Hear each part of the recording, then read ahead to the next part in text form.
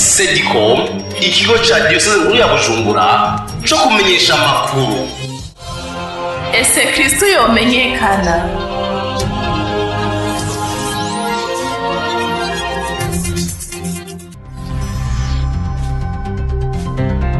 Amakuru mu Kirundi mushikirizwa na Sedicom.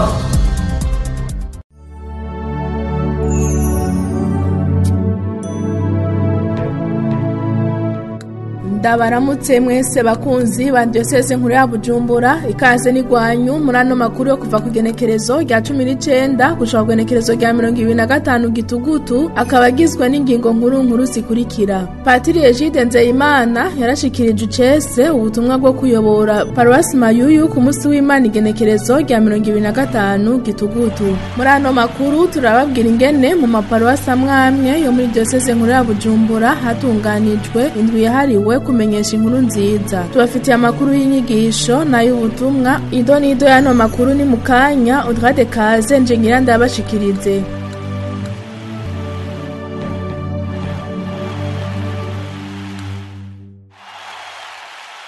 Ndasubiye kubaha ikaze muri ano makuru. Tuyahere mu gisata c'ubuzima bw'amaparoisse. Nyene cubahiro Musenyeri Gervase Banshimiye ubusa, umwepiskopi mukuru wa Diocese nkuru ya Bujumbura, yarashikirije icese patiri mukuru wa Paroisse Mayuyu, Patiri Egide Nzeyimana ku munsi w'Imana igenekerezo rya 25 Gitugutu mu nkuka y'imisa yarirongowe n'uwo mwungere nyene ari kumwe n'icariro c'umwepiskopi mukuru mu ntara y'ubutumwa ya Buhonga, Patiri Maurice Simon Pierre Ciza hamwe n'abandi basaserdoti. Ido nido na Christian Ndikumana wo muri Paroisse Mayuyu. Ivyo birori bikaba vyari vyatewe iteka na nyene icubahiro umwungere mukuru wa Diocese nkuru ya Bujumbura. Ivyo birori bikaba vyabaye mu nkuka y'imisa igira kabiri itangura isaha 5. Mw'ijambo ry'indamutso umwungere mukuru wa Diocese nkuru ya Bujumbura yaramukije abakristo basangwa, arabashimira kuko bitavye ari benshi. Aca arashimira n'abasaserdoti bigoye bagashika kuri urwo rubanza, harimwo wa Vikariya ya Buhonga Padiri Maurice Simon Pierre Ciza. Umwungere yaboneyeho kwibutsa abakristu ibanga ry'abasaserdoti bashinzwe rikaba rishingiye mu mpande zihambaye zitatu. Ubutumwa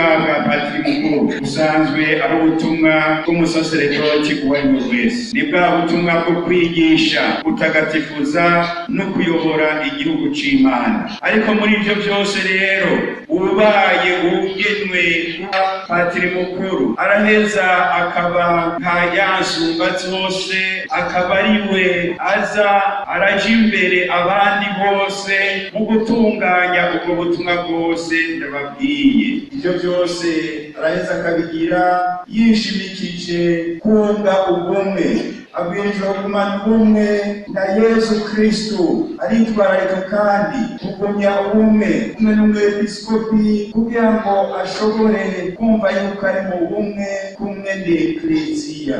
Aheza kandi akongera akitwararika kugumya ubumwe kumwe n'abandi basaserdoti babana kumwe na zina mu Kristo uwariwe wese. Ibirori rero bikaba vyatanguwe n'igisabisho c'inama y'abatumwa cashikirijwe na Padiri agiye kuyobora Paroisse Mayuyu, Padiri Egide Nzeyimana. Mu nsiguro yiwe umwepiskopi yagarutse kw'ijambo dusanga mu nkuru nziza ya Matayo kigabane ca 22 umurongo wa 37 gushika ku murongo wa 39. Niho yababwiye ati urwo rukundo nirwo abasaserdoti bahamagariwe kwigisha igihugu ceranda c'Imana. Ati cifuzo canje rero nuko abakristo bo muri Paroisse ya Mayuyu bo kwamana urwo rukundo bakazogwereka nabo bagiye kubana muri iyi misi y'ubutumwa. Mu gusozera inkuka ya misa, Padiri Egide Nzeyimana yaciye afata akaryo ko gukengurukira Imana, akengurukira n'umwepiskopi mukuru wa Diocese nkuru ya Bujumbura, eka akengurukira igihugu c'Imana cose cari kihari. Akaryo ni keza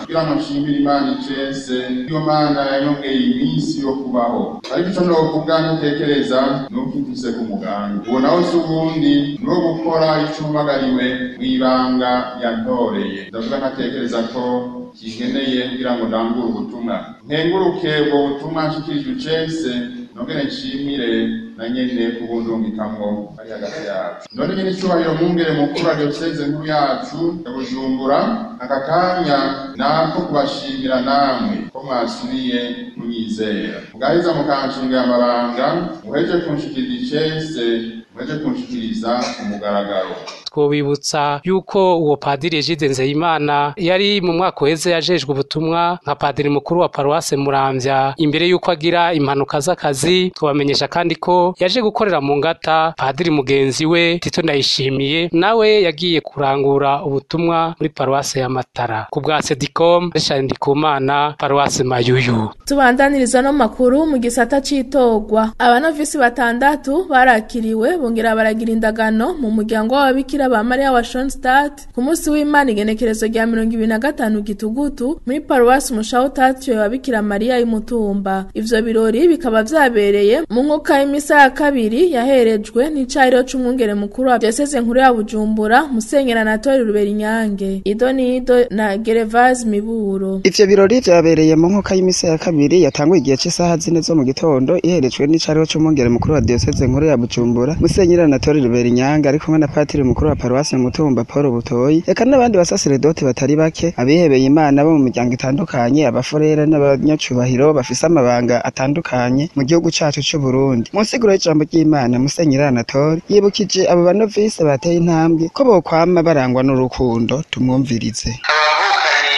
babikira barabona ngene bashajije kuri rubanza kuno munsi bagira ngo baza kuronka umwambaro mushasha, hari umwambaro baronka mu bwihebye, ubwo mwambaro tubiravye igihambaye si izo mpuzu zera n'umwambaro w'urukundo urambubwira duranga Yesu biyambitse bazoza bararanga maze murumva urukundo ni Imana, ijambo risigura ni Imana, ingeso z'abwa bivuga Imana ni rukundo.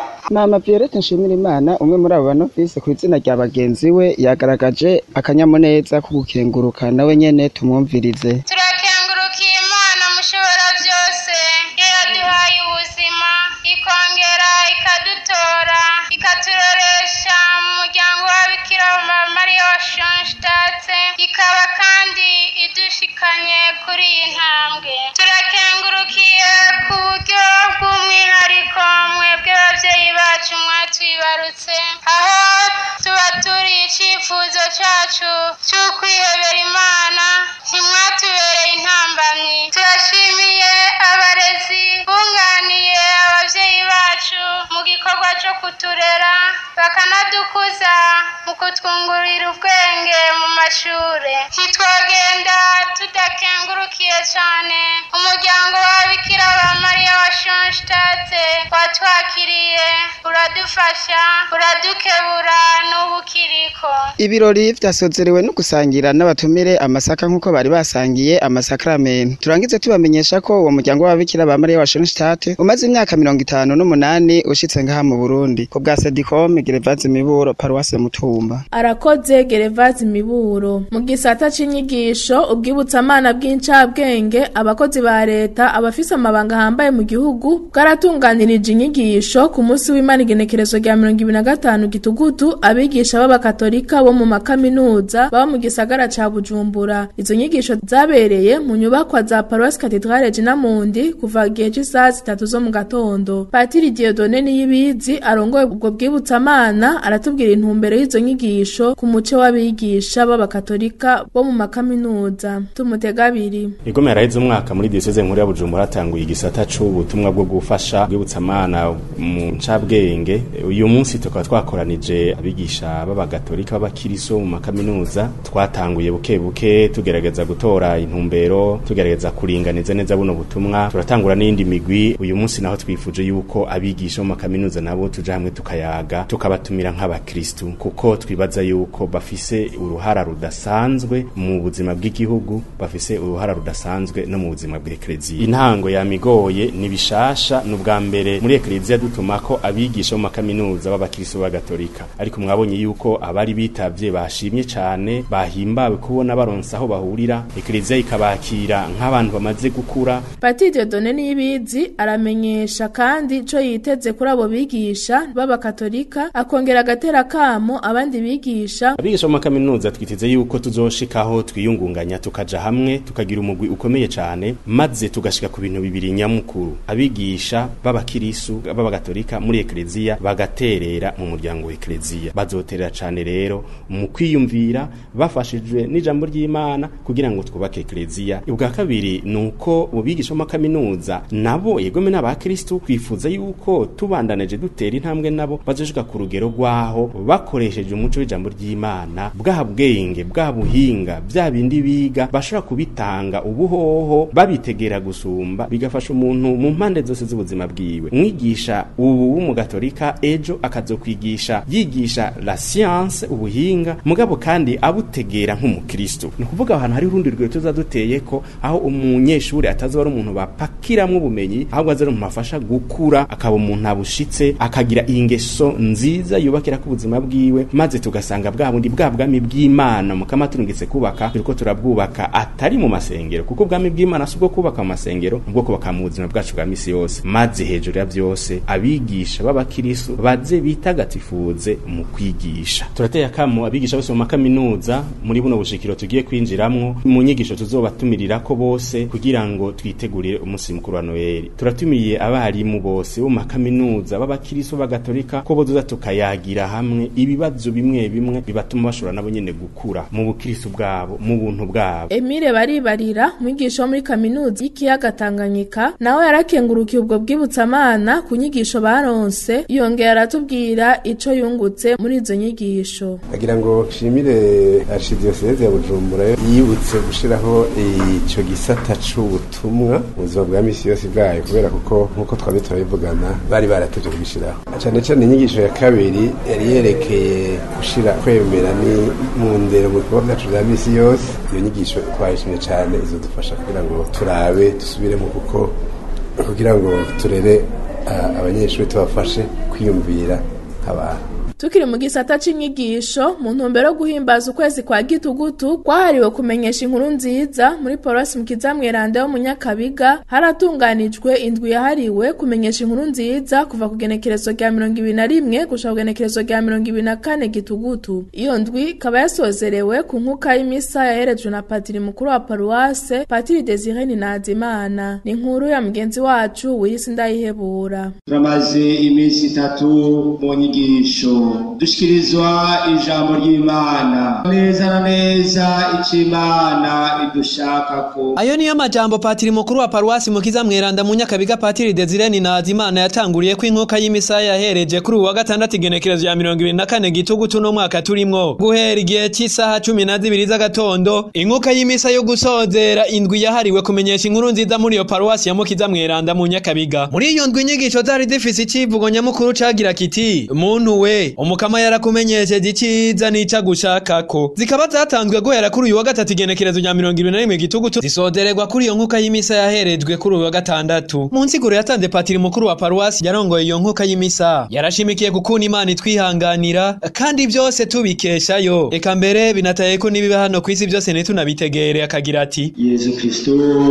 aravuga ingene bibaga kwisi rimwe na rimwe bitunanira gutegeka mugabo kandi ngaho tuhakura ijambo rikomeye yuko umuntu mu buzima arakeneye umutwaza ubuzima. Naco mbere tumaze iminsi turiko turigishwa Imana ishaka ko ugendana nayo ariko kandi mugabo acagira kuyerekana ubuntu bw'Imana ikigongo c'Imana kwihangana kw'Imana yereka ingene Imana inyotewe cyane ko uhinduka ibarindiriye cyane urukiza rwose rukomoka kuri Yesu Kristo byose bikomoka ku mukama Yesu. Nayo Joel Munezero umwe mu bakristo babaye muri izo nyigisho yaratubwiye ingene bakiri izo nyigisho na cyane cyane afatiye ku kuntu zateguwe eka nico zaba Maria akagira ati inyigisho zateguwe neza cyane twarigishijwe neza zaradushitse ku nyota zatangura saa 12 z'umugoroba nk'ababa bari ku kazi baba bamaze kuza ni ukuvuga yuko wese twaroroheje kuri iyo saha zarafashije cyane gose mu iterambere ry'umutima. Kosozera tubamenyesha ko izo nyigisho zatanzwe hasigaye iminsi idashika 10 ngo hasoze go kwezi Eklezia yahariwe kumenyesha inkuru nziza niro za ukwezi kwa Gitugutu mu bigo vya Paruwasi Mukiza Mweranda mu Nyakabiga. Wilisi Ndayihebura ku bwa Sedikome. Arakoze Wilisi Ndayihebura. Tuve muri Paruwasi Mukiza Mweranda tuje muri Paruwasi Munanira Gaudier Kanyegeri atubwire nawe ingene basoze basozereye indwi yahariwe kumenyesha inkuru nziza ya Yesu Kristo. Mu minsi itatu uhereye kuwa kane gushika kwa gatandatu haratanzwe inyigisho ku bakristo bose bo muri paruwase Munanira. Izo nyigisho zatanzwe n'abakristo 8 banaguwe muri Mutima Mweranda bavuye muri paruwase Sokarti y'igipolisi i Bujumbura. Paruwase Sokarti ari nayo muhetsi wa paruwase Munanira kuko yatanze kunagurwa muri Mutima Mweranda. Mu nkuka y'imisa isozera izo nyigisho yitiriwe kubohora abarwayi harabaye ibitangaza bitari bike. Muri ivyo twovuga umupfumu karuhariwe amaze imyaka irenga 50 muri iryo banga rya shetani. Mu vyo yahora akoresha harimwo ikirore, urupapuro, ikaramu, ishati n'ibindi. Ivyo vyose bikaba vyaciye biturirwa icese. Bukeye ku munsi wa Mungu mu nkuka ya misa Padiri mukuru Nitunga Deo yaramwerekanye kugira ngo abari bamufise ko ubwoba nk'umurozi n'abahora bamuraguza ko babone ko yabohowe na Mutima Mweranda. Mu ntahe yiwe yaramenyesheje ubuhinga yakoresha n'ingene yatasurwa. Aranatera akamo abo vyahora bikorana ngo nabo bahinduke begere Yezu.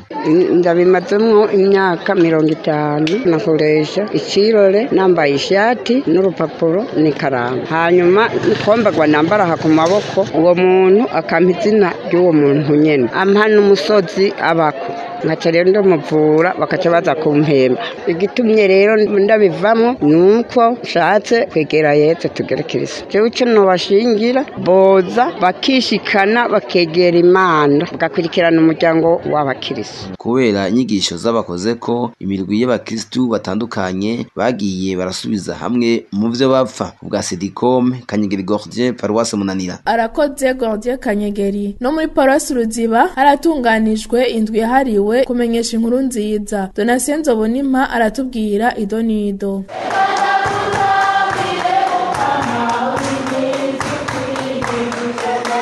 Uko mwumva nugukenguruka kw'abakristo ba paruwase yitiriwe Umweranda mu Matereza bikarikutsa mu Ruziba aho bari basozereye inyigisho zari zatunganijwe nkuko vyatunganijwe n'amaparuwase atandukanye muri uku kwezi kwahariwe kumenyesha inkuru nziza ya Yesu Kristo. Paruwase yitiriwe Umweranda mu Matereza bikarikutsa yo mu Ruziba nayo nyene yaratunganije indwi yahariwe kumenyesha hose inkuru nziza ya Yesu Kristo. Izo nyigisho zikaba zatanguye ku munsi wa gatatu w'indwi heze ku civugo ukumenyesha iciza ninde. Ku munsi wa kane civugo cagira giti iciza umukama kumenyesha. Ku munsi wa gatanu ari naho hasozerwa izo nyigisho basozereye ku civugo kigira giti icumukama gushaka ko umviriza. Ahari mu nyigisho zo gusozera ku munsi wa gatanu zatanzwe n'umwungere wa Honuvo Charismatique muri paruwase ahasigura icumukama adushaka ko. Umukama uyu munsi ashaka kukubwira icyagushaka ko muntu we yarakumenyesheje ikizi cyarico n'icumukama gushaka ko yarakubwiye ko ashaka ko yarakubwiye icyiza ko ari ubutungane. Uyu munsi naho icyiza agomba kukubwira gushaka ko nuko wogendana n'Imana yawe uciye bugufi. Mu bitabiriye inyigisho twashoboye kuyaga na bamwe muri bo baratwiganira icizo nyigisho z'abamariye. Nashoboye kwifatira ingingo rwose nkizera rwose kandi ko izobandanya imfasha mu gushira mu ngiro izo nyigisho. Ndakengurutse ku bashoboye turongora bakadufasha nkengurukira na Eklezia yose muvyeyi wacu. Narigishijwe kugendera ubutungane, vyarampimbaye cyane. Ndazirikana cyane ko mu vyo nahora nkora nta butungane nahora ndagendera. Jewe rero nk'umukristo naritahuye ndumva neza ko ngiye gukwirikiza ukuri ubutungane kugira ngo mbe mukuri Imana inshakako. Patiri mukuru wa paruwase Ruziba Patiri Petero Karaveri Gacumu tumwegereye yaratubwiye igituma paruwase yatunganije izo nyigisho. Cyane muri uko kwezi kwahariwe kumenyesha inkuru nziza ya Yesu Kristo. Iyi ndwi yahariwe ico gikorwa kugira ngo umukristo wese nawe nyine amenye ko mu ibanga yaturanye kuba umukristo kubw'ibatisimu nawe ubwa mbere ahamagare kubanza kuyimenya inkuru nziza mbere ukayimenyesha abandi. Paruwase yateguye iminsi 3 idasanzwe yahariwe ico kumenyesha inkuru nziza. Iyo minsi ndayikenguruka cyane kuko abaye akaryo nyene ko kwinagura ku mukristo wese. Imana rihezagire abazegekanije abaziteguye, hezagire abazishikirije ariko kandi hezagire n'abazironse kugira ngo babashe kuzigendera mwomenye yuko izo nyigisho zitabiriwe n'abakristu bo mu myaka itandukanye, abatama, abatamakazi, abashingantahe n'abapfasoni ndetse n'ugwaruka. Icivugo c'iyo ndwi kikaba cagira giti umukama yarakumenyesheje iciza nica gushaka ko. Donatien Nzobonimpa, Sedicom, Paruwase yitiriwe Umweranda mu Matereza w'ikarikuta mu Ruziba.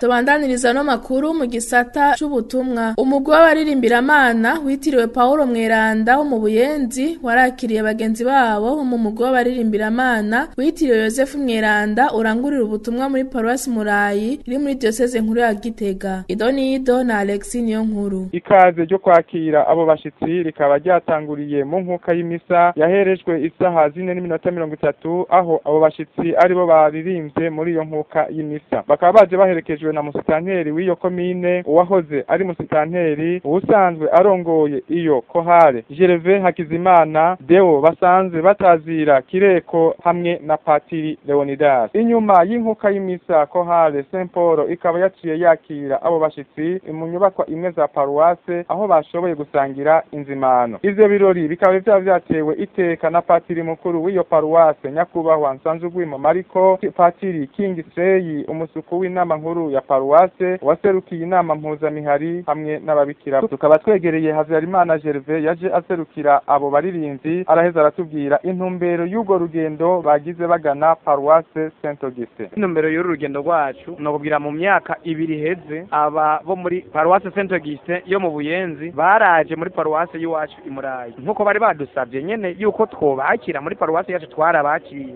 Tumaze kubakira twavuye twemeranije yuko natwe atagiye gishize kinininya dutegerezwa guca tubasubiza mu nkoko. Rero twanezerewe cyane ko twakiriwe bidahereye ngaha. Byumvikana ko ubwo bumwe bugiye kubandanya ahubwo mbere bugiye kuba gukomera cyane. Shimirimana Gertrude asanzwe asukurira Chorale Saint Paul yo kuri paruwase yitiriwe Umweranda Augustino. Tukaba twamubajije ko abo bantu bari basanzwe bafitaniye imigenderanire araheza araduhereza inyishu. Basanzwe dufitaniye imigenderanire kuko nitwe twabatanguye baraza kubaramutsa iwabo muri paruwase Murayi guhama nabo bakabaje gusubiza ubwo bucuti dufitaniye imigenderanire isanzwe hagati yacu. Alexis Niyonkuru, Paruwase Saint Auguste ku bwa Sedicom. Arakoze Alexis Niyonkuru. Ku munsi wa kabiri igenekerezo rya 21 Gitugutu niho Patiri mukuru wa Paruwasi Mukiza Mweranda Patiri Desire Ninahazimana yasozera ubutumwa yaramazemo ukwezi kurenga bwo kugendera imibano rukristo yo mu makartier agize iyo paruwase. Idonido na Marie Chantal Nzeyimana. Hari igihe cy'isaha 11 zo ku mugoroba aho abanyamibano bose bo mwijebe ya mbere bahurira hamwe mu gisabisho. Ico gisabisho catangujwe n'umurongo w'ishapure hakurikira igisabisho cyo kunina Hazimana n'inyigisho ntoyi yatanzwe na Patiri mukuru Desire Ninahazimana ku civugo ngo jambo yarigize umuntu abana natwe. Inyigisho irangiye hakurikiye inkuka y'imisa yatanguye igihe cy'isaha 12 z'umugoroba iherejwe na Patiri mukuru w'iyo paruwase. Oscar aserukira imibano yo mwijebe ya mbere yarakengurukiye Patiri mukuru kwishaka afise ryo guteza imbere imibano rukristo. Muvyeyi wacu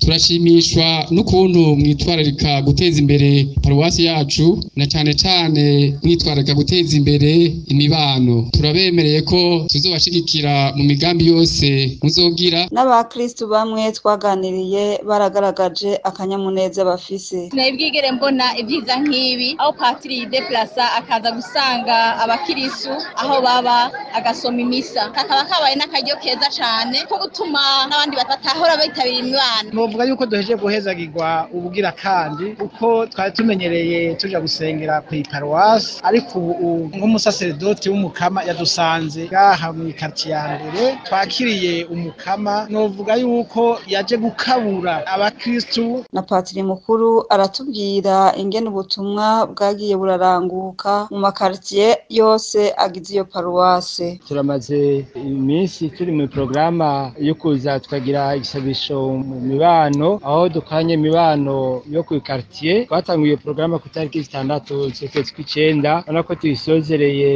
ku tariki 20 z'ukwezi kw'icumi aho twagishoboye kugendera y'amakartier ndwi agize paruwasi yacu. Twabigira ku minsi ya kabiri ku mugoroba ari umwanya usanzwe utekanijwe. Ico nabonye kandi nashimye cyane ni ingene abakristu bitavye gose iyo programa byanyeretse inyota y'abakristu uryo niyumvira yuko bikunze zizakagera ikindi gihe tukagira iyi programa nk'iyi simugandi baza yuko nko mu kwa gatanu kumwaka cyangwa mu kwa gatandatu dushobora gusubira tukagira iyindi programa nk'uko narijya nabonye ko abakristu bibahimbara kandi nkibaza ko bishobora gukomeza imibano bigatuma abantu benshi barumbira imibano. Marisha Nzeyimana, Paruwasi Mukiza Mweranda ku bwa Sedikome. Arakoze Marie Chantal Nzeyimana. Amatora y'indongozi nshasha z'urwego mpuzamihari n'imigwi rwo muri Paruwasi yitiriwe Augustino Mweranda yarabaye ku munsi w'Imana igenekerezo rya 25 Gitugutu inyuma y'inkuka y'imisa ya gatatu igihe c'isaha 4:30. Alexis Niyonkuru. Abitoza bakaba bari batatu aribo Hakizimana Jean Gervais, Niyungeko Zeno, Niyonzima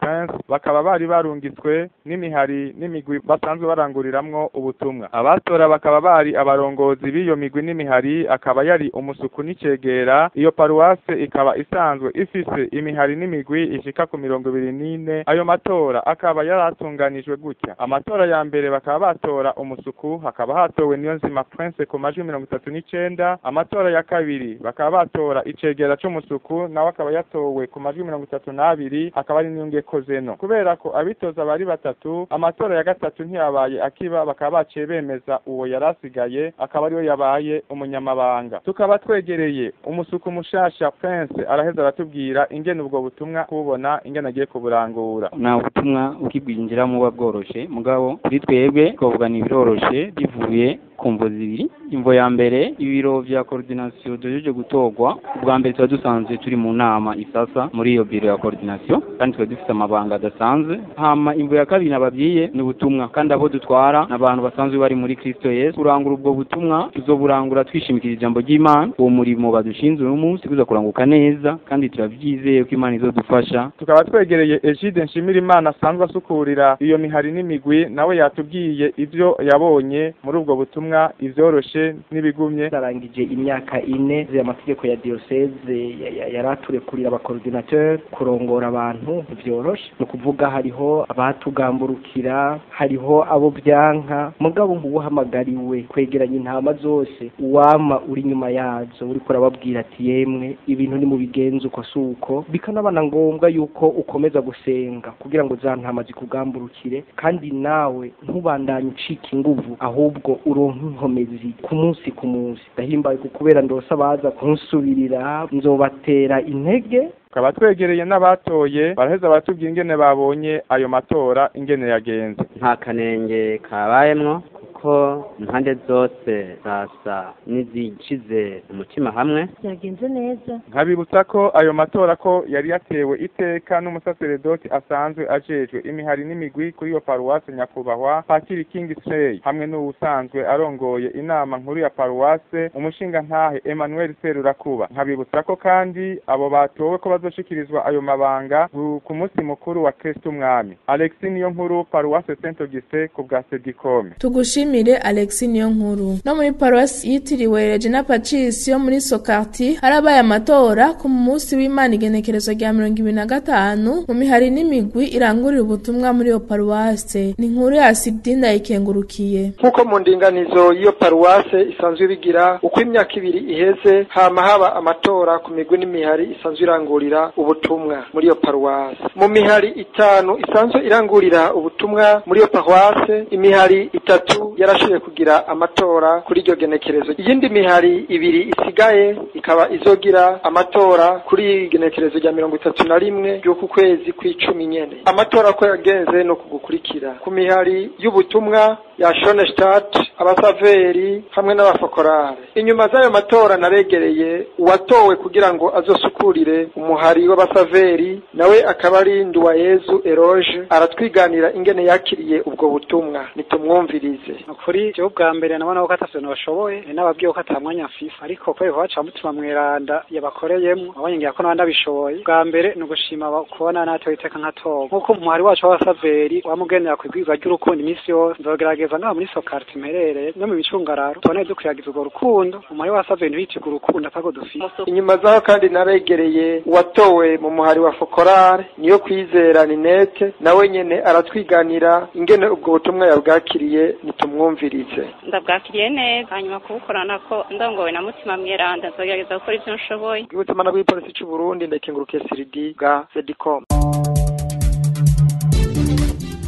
Akaba ari kuri iyo nkuru ndangirije ko ano makuru nshimire mwebwe mwese mwafashe akanya ko kuyatega abiri abagenzi baje bafashe kuyatororokanya namwe ndabakengurukiye Odwade Kaze niwe mwari kumwe kuri mikro ndabipfurize kuroranirwa mu vyanyu vyose.